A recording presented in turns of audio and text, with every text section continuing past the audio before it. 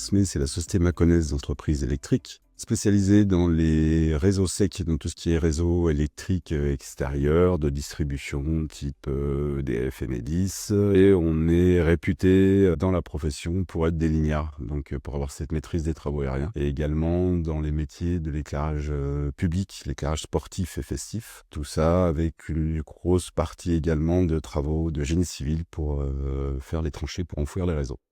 La plupart de nos marchés sont du type public, donc on est soumis à des appels d'offres. On peut couvrir l'intégralité des opérations, de l'enfouissement des réseaux jusqu'à l'implantation des poteaux, à la reprise des lignes. On vient également chercher la SME pour aller faire des dépannages lors de tempêtes, du fait que nous avons ces lignards chez nous, un métier qui se raréfie, pour lequel on a embauché pas mal de jeunes depuis 2 ans qu'on a formés. Et dès qu'il y a un coup de vent, dès que la météo est mauvaise, Enedis fait appel à nos services nuit et jour le week-end. Et on a l'avantage d'avoir des gens engagés qui répondent toujours présents.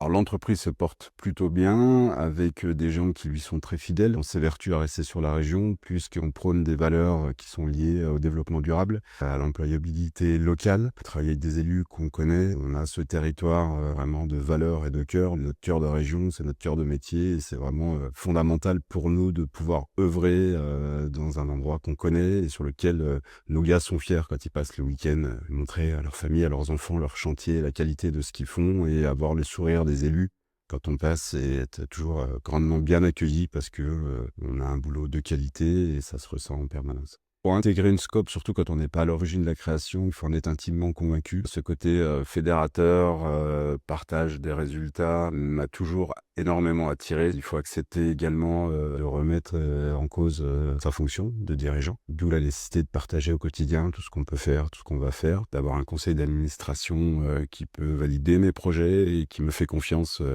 d'une année sur l'autre pour les mettre en place et faire pérenniser notre entreprise. On a des métiers dont le résultat se fait par la sueur de chacun d'entre nous. J'ai le plaisir et la fierté chaque année de pouvoir distribuer ce résultat de façon équivalente entre chacun d'entre nous.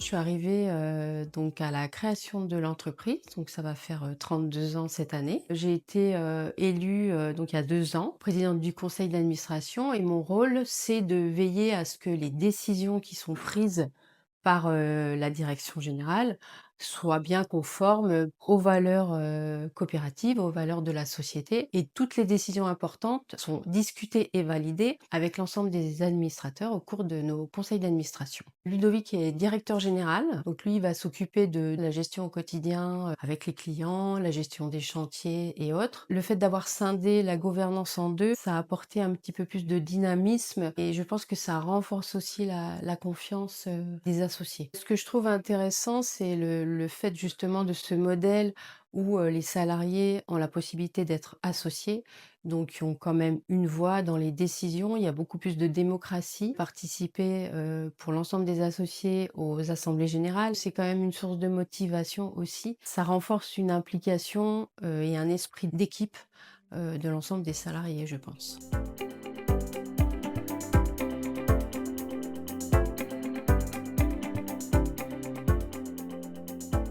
Je suis chargé d'affaires dans tout ce qui est réseau sec, enfouissement électrique, télécom et éclairage public. On a une commande du syndicat. On va en faire une réunion préparatoire avec le bureau d'études, les techniciens du syndicat et la mairie. On va sur place, on voit les riverains pour faire signer des conventions où on peut mettre la goulotte, un coffret ou même des implantations de postes. Après, donc, on fait l'étude qui est validée par le syndicat et après, on a une commande pour faire les travaux. Et là, on voit les contraintes spécifiques au chantier. Un chantier aérien pur, là, il y a plus de contraintes. On se trouve dans les champs, dans la forêt, il y a les lagages. On anticipe surtout. On a une petite structure, donc il y a beaucoup de réactivité. Si le client nous appelle pour X raisons, un sinistre, un dépannage, ils savent qu'on est réactif. On travaille pour nous déjà, c'est important. Donc chacun est volontaire. À la fin de l'année, il y a les bénéfices qui arrivent, mais il n'y a pas que ça, c'est beaucoup de solidarité, quoi. Et ce qui est très, très, très intéressant et appréciable.